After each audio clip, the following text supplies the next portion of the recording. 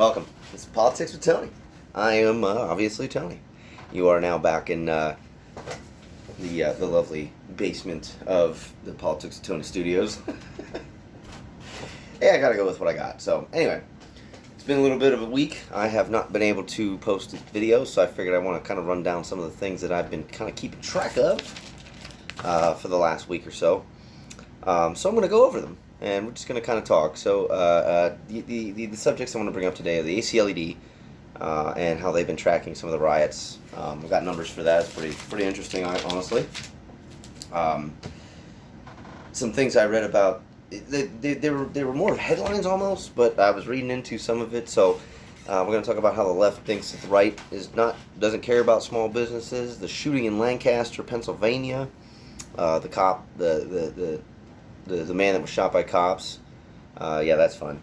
And then the NFL, we're going to talk a little bit about that. Biden, it calls for a ban on assault rifles. We'll talk about that. Little things like this. And then, of course, with this weekend's news comes the death of Ruth Bader Ginsburg, SCOTUS. So, yeah, we've got that to discuss a little bit because that's getting a little hairy already. So anyway, let's just get started. The first thing I wanted to talk about is the ACLED. Now, this was something I had read into after kind of hearing about it. So what the ACLED is, I've got it written down. I had to kind of refer to, the notepad. Anyway, the ACLED is the Armed Conflict Location and Event Data Project. It's a nonprofit organization that keeps track of armed conflict across the planet. And it just collects data from it, kind of looking at percentages and statistics. So what they gathered through these BLM riots, and well, I'm not going to say BLM riots, I can't do that, but what I can say is the riots across the country that were fired up due to the death of Breonna Taylor, George Floyd, and then of course there were others in the mix after everything, but they were the ones that kind of ignited everything. What they've found is that somewhere over 633 riots this summer. Now, so 51 of the riots, they don't have enough information for, so they weren't able to include them into this, but they did include it into the total number of riots. So it's 633 at the time I looked at the website, and so that 88% of that 633 is involving or linked to BLM activists, protesters, and obviously now rioters. 88%. That's a lot, and what's funny is with that 51 riots not included in that 633 number, it's a 95% linked to BLM. So the narrative, if it's used, if you're debating with anyone online, Facebook, Instagram, Twitter, whatever the hell you debate, if you're debating with somebody and you're talking about that, where, oh no, they're mostly peaceful. No, only 12% might be peaceful. Maybe 88%.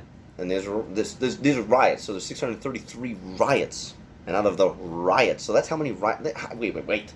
You're telling me that in the 10 days or whatever it's been since all this has started, we only had 603. You're telling me we had more peaceful protests, like even more than that? I'm not going to say that we don't, because a lot of times I would assume that a lot of these protests aren't actually covered on the mainstream media. You're not seeing, a group of people in, I'll use Nebraska, Kearney, Nebraska, on a corner street, just, saying, Black Lives Matter, or, defund the police, or anything that they say. They're not covering that as much. You're not seeing that as much. What you're seeing is the violent end of it. And I will absolutely agree that there have been peaceful protests. I will never take that away from the actual protesters who are doing it correctly, in my opinion, or the Constitution's opinion. But what I will say is there's way too much data to show that it's not just mostly peaceful, and that's the problem I have. So this is more of a ammo for you, my listener, follower, whoever. If somebody starts spitting the idea that they're mostly peaceful, well, they're clearly not. Okay, so let's move on. Some of the things that I was looking at this week, okay, the bigger one, let's talk about it. This is a little bit shorter because I don't have all the info on me right now. I'll talk more about it a little later in a different podcast, but the Lancaster shooting was a little rough. There was body cam footage showing a cop that was going to a residential home, knocking on the door, talking to a person that came to the door, speaking to them for a moment, and then I didn't hear the audio. I couldn't hear it very well for some reason. Don't know why. I just couldn't make it work. But what I noticed was the cop looked like he backed up a little bit, and then I watched the person at the door move to the side, and suddenly here comes a man running with a knife. You can see the knife. You don't see it at first specifically, but once he starts moving closer to the camera, and the body cam footage backs up and kind of turns. It goes, so you're coming downstairs, and then they turn. He's still kind of backing up as this guy begins to run, and you can now clearly see a knife in his hand. He's attacking a police officer with a knife. He's trying to kill a police officer that is enforcing the laws. And then he wonders why he got shot. So there was that. Now, I'm not going to sit here and say he deserved death. That's never the point when I say anything like this. But how about not chasing a cop with a knife? That might be your best option. They're not. I've noticed that there are people who believe that cops are only supposed to meet the threat, not override it, I guess. I don't know. No, you don't match or meet the threat. You're not. A cop isn't going to attack you with a knife because you have a knife. It's like expecting a cop to have a fire extinguisher if you come outside with a fire extinguisher. That's the stupidest thing I ever heard. No, they are there to assess and detain and also eliminate a threat, any threat, a threat, a violent threat against either themselves or any innocent individuals in the area or anything. That they're eliminating the threat, and the threat came to the cop, clear as day. Came to the cop, right there is absolute evidence that it was justified shooting, and yet what happened? The very next day, Lancaster, Pennsylvania riots, and it happened for a few days, I believe. I'm gonna have to look into some more information. This is an area I actually grew up around, so I'm going to reach out to some of my friends in Pennsylvania, and I'm just asking them a couple questions, see if they saw it. A lot of them still live in the Lancaster area, so they did see quite a bit and hear quite a bit of what was happening. But that was a really frustrating event. So it's another event where, of course, the information, even when put out, doesn't mean anything to certain people, and they just, well, let's just use it to be mad. And that's what I don't understand is it's always the cops. It's always the cops that are the problem. Now what I notice is this is the same problem that I see with like couples or people in general out in public. Just an example, if I'm at like a work site, if I'm hanging out with some friends and they're joking around and joking, and then I know I don't like the jokes, and then eventually I say something like, guys, will you please stop? I don't like that. And if I say it in any tone other than calm or nice, they'll be like, dude, calm down. You ain't got to be like that. So it's always the attention's put on my reaction and not what brought my reaction on. Same with the cops. It's never the focus of what that cop was reacting to. It was always his reaction. Only his reaction that's assessed and not how he got to that point. And that's the problem with some of these views. Nobody's looking at everything that led up to it. They're saying that the cops are wrong for the reaction without knowing why they reacted, knowing what brought about that reaction. I will never ever say that all cops are perfect. There have been many mistakes made. I'm pretty sure most of us agree Chauvin wasn't right when he put his knee on Floyd's neck. I'm not against that. I get it. It was wrong. It shouldn't have been that way. He had plenty of time to shove that guy into a damn truck. Just stick him in there and then you won't have to worry about it. But no, they didn't do it. 8 minutes and 47 seconds of video time. And apparently there was probably almost another minute of video where we didn't see anything. But that's the issue that I see. That's the problem I see. And then also, a lot of it's conflated with racism. I've asked so many times, and I implore any of you that either want the same answer or those of you who think you might have the answer to this question, please comment it. Say something. I have yet to see any piece of evidence relating to Breonna Taylor or George Floyd or any of these recent ones. Nothing connecting them with racism. Nothing. I haven't seen anything. It is not racist that a white cop killed a black guy. Sorry, it's not. It's not racist. What's racist is if the cop did it because he was a black guy. Absolutely. Then that probably is pretty damn racist. But there's nothing showing that, and that's the issue, is we are going off of these assumptions. And then I've asked many times, I asked these people who believe it was racism, prove it, please, show me what it is. And I even tell them, I'm like, dude, if you can prove it, then I'll stand with you and say, yes, it was racist. But they never do. They always just tell me, well, it's in the video. If you can't see it, well, I'm asking you, the accuser, to prove your point. The burden of proof always lies upon the accuser. So you, if you are going to accuse anyone of racism, you have to be able to prove it. You gotta. If you accuse anybody of anything, you've got to be able to prove it. And that's the issue I see with the cops, with Trump. I mean, a lot of times they say things about Trump. Oh, he's trying to kill people. Yes, prove it. And they just tell me I'm wrong for not seeing it. I'm asking you to show it to me. Like, if you showed it to me, if you gave me the evidence that you claim you have, maybe I'll change my mind. But it frustrates them so much that they just call me the name. And that is where it is. They don't have a good answer. They just want you to believe their mindset. They want you to believe their words. They don't care what they're saying. They don't. Just believe me. And if you don't believe me, you're wrong. The entitlement's ridiculous. Anyway, we're going to move on from that. But that one's... Well, I'm going to give you... We'll come back to the Lancaster shooting as I get more. I'm pretty sure there's plenty of information out there. But a lot of things happened after that, and I had to kind of I have to talk about it. So one of the articles I was reading the other day was that Democrats, they think that, the Republicans, they don't care about small business. And that's kind of funny, because now this is what I noticed, and I wrote that down.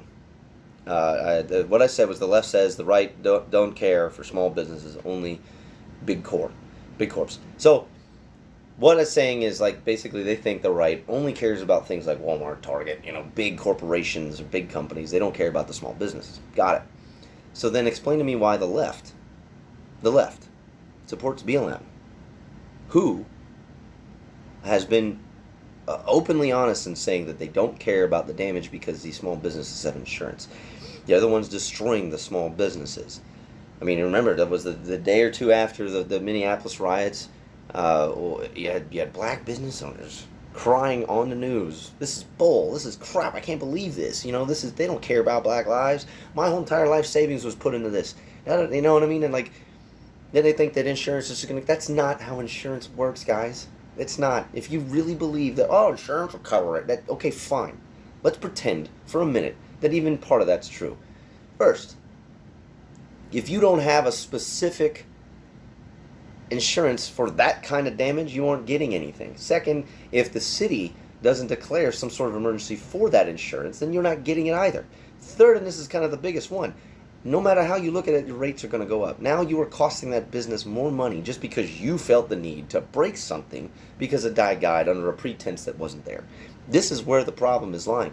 Learn what's going on before you decide to spaz out. This is what is happening now. Is everybody wants to be linked to their emotions so much more than their logic.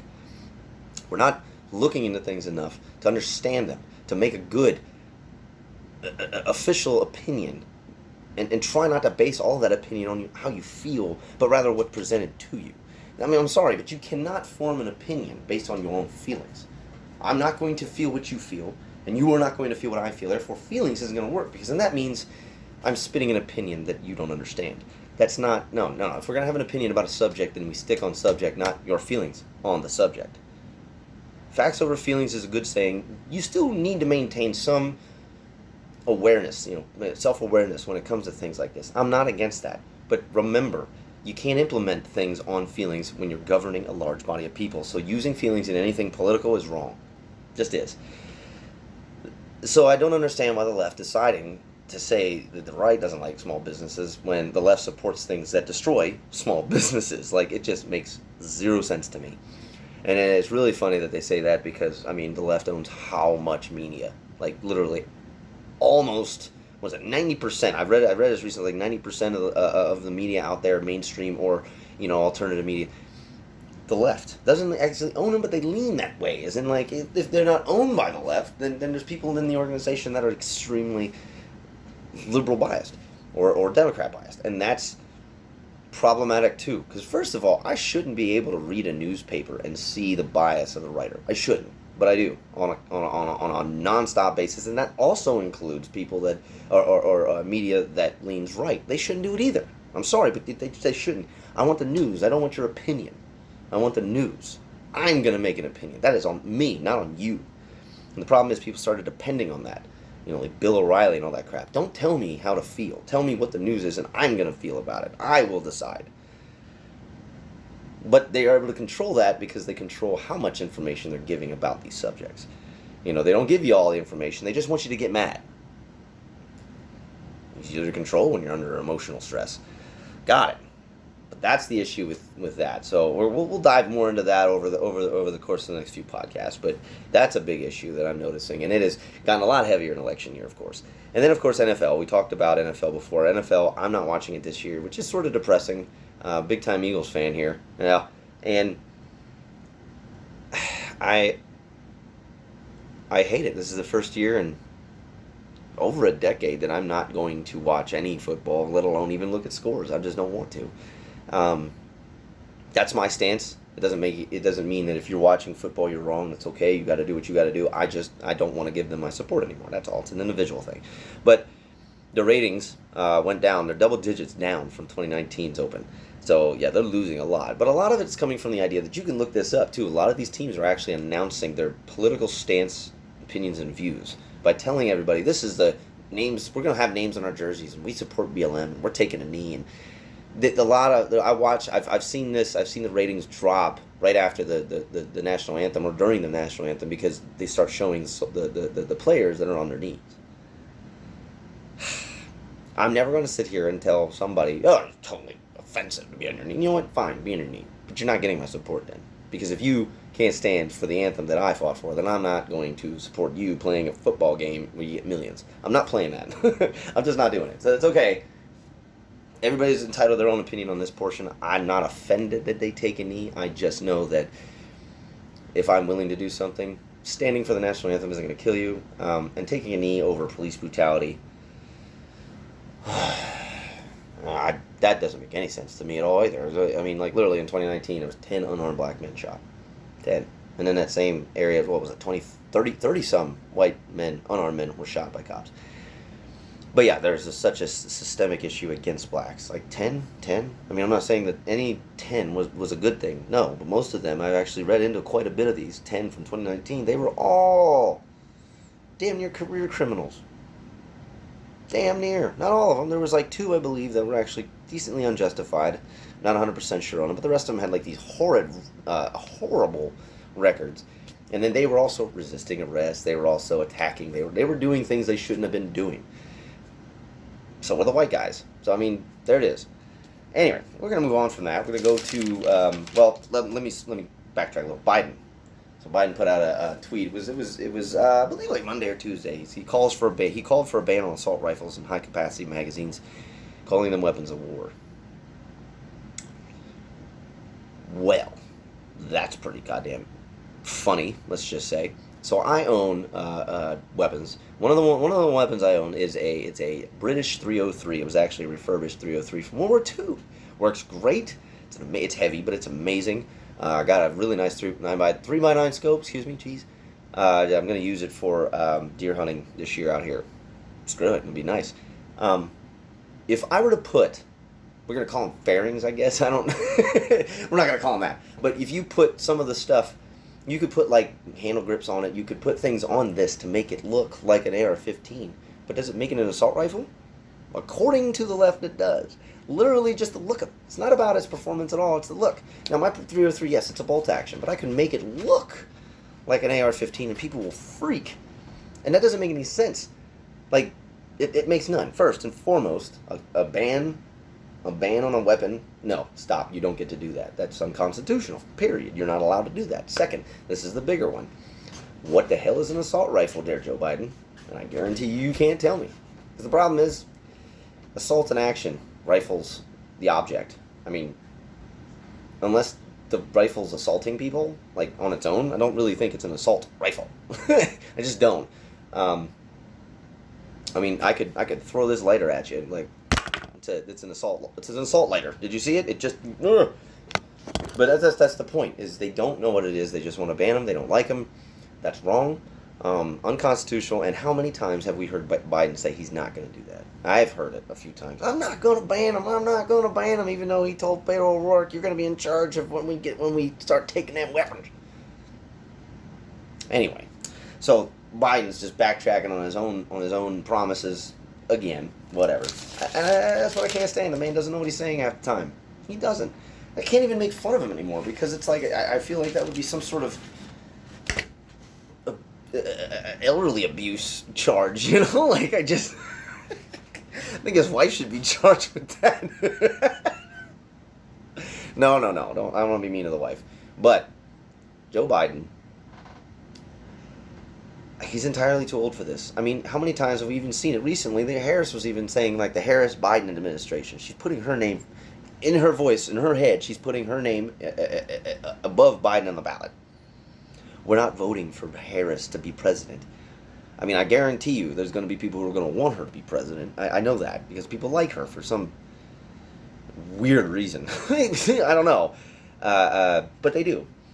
So, let's talk about the ACLED. Now, the ACLED, we talked about earlier. And I wanted to bring this back up because I remember reading into some of the stuff that they talked about. And what's funny is that I just referenced Harris, who is one of the people who claims that there is not a lot of What I don't understand is how they're not getting the same information that people like you, me, anyone can just get. How do they not know? It was almost like when Pelosi walked in and got her hair done at that beauty salon, hair salon, wherever it was there in San Francisco, right? Went inside, no mask, no nothing. That was 2 days after the mandate was put out in that city that you, if it's a salon, you're doing all the work outside and you're only doing one at a time. So you got to set up a little tent outside. You can do it there, but you can't do it inside. She actually had them go inside and do it, and then later she said, well, they should apologize to me because they tricked me. Like, it was public record. Not only that, but that's the woman in charge of that district, and she claimed she didn't know the rules. What? While you're busy spitting the rules at everyone else, telling people like Trump that it's completely wrong not to wear the mask. Like she did. She's even had tweets about how he doesn't wear a mask and he's not above the law, and yet she goes somewhere and doesn't wear a mask. How the hell is that okay?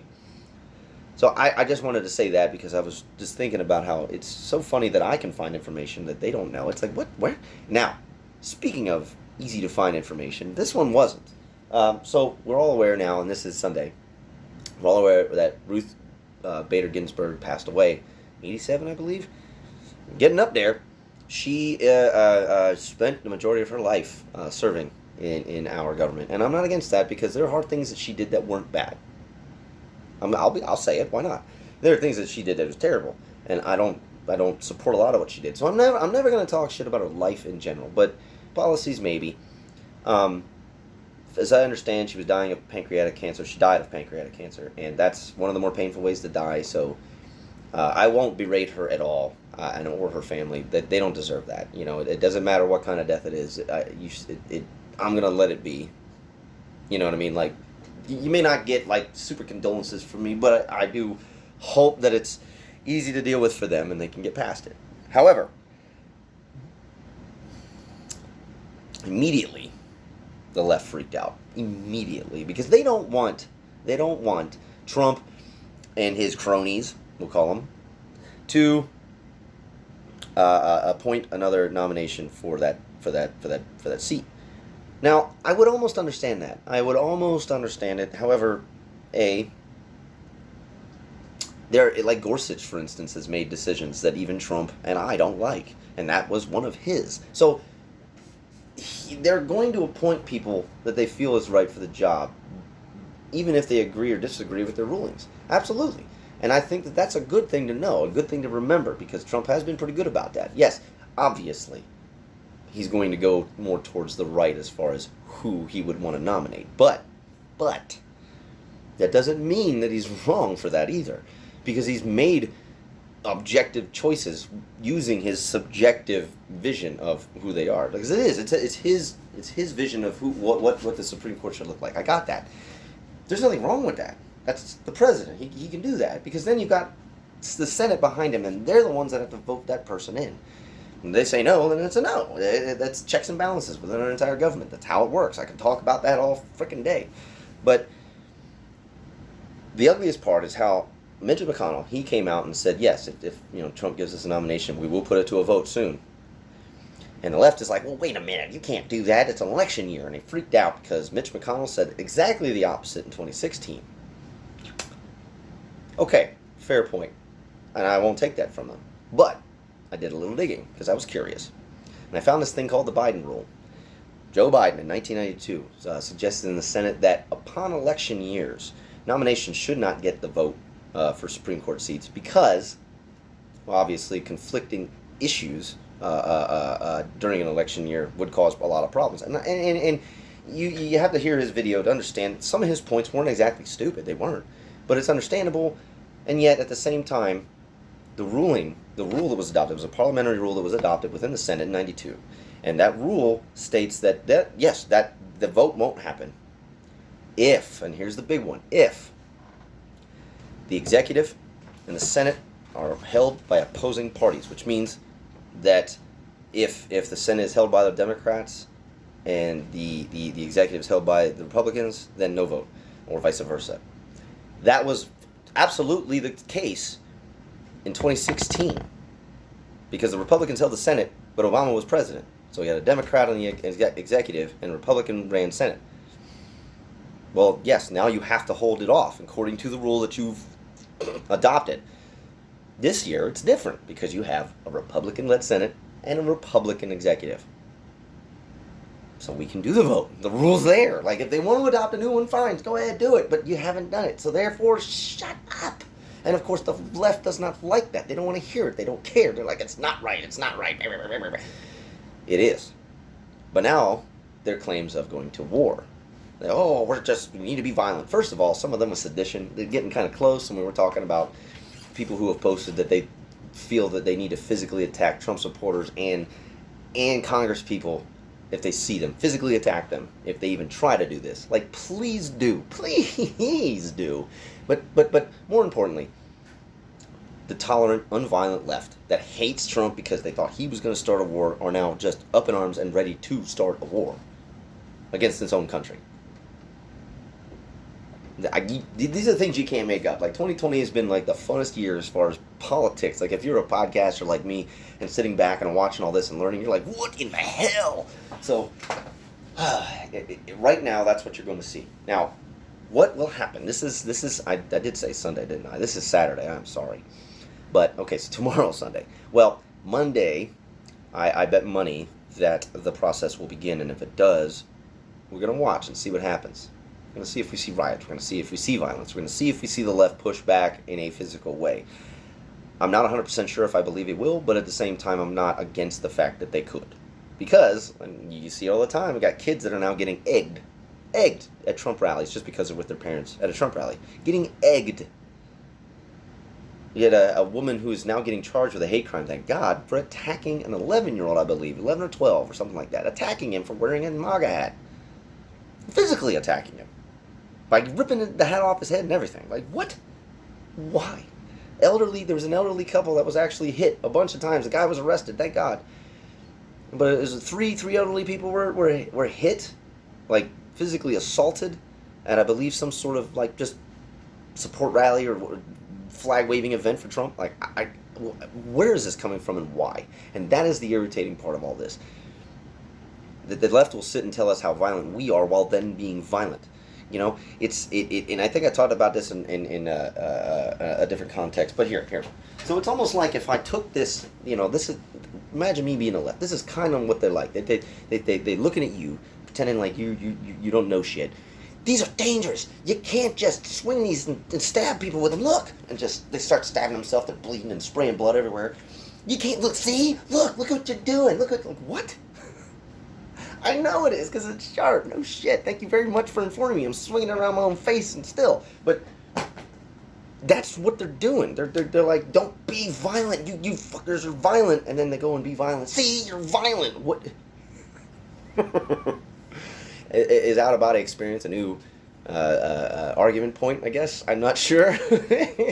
But that's sort of the environment we're in now. The current political atmosphere is getting very weird. And it's also getting a little stressful. So we will be talking more. I want to kind of bring one up later, a different podcast. We're going to talk about the election, some of the predictions I have on what could happen on election night because of the mail-in ballots. Yeah. So anyway, I really appreciate you listening. If you liked what you heard, please let me know. If you hated what you heard, please let me know. If there's something I need to change, tell me. I'm all about it. If you did like what you heard and want to continue, subscribe, like, anything you want, but please just keep listening. I will do these as often as I could. I know I was a bit of a stretch from the last one, but I want to make sure. I wanted to make sure I was gotten a lot of things in my own life kind of straight before I did another one. But anyway, I will do these as often as I can. I will be getting more information. It's Sunday, so I guess we'll see tomorrow if more pressing information comes out. If not, I'm guaranteeing you Monday I'll have some for you. So anyway, y'all take care. Thank you for listening. This is Politics with Tony.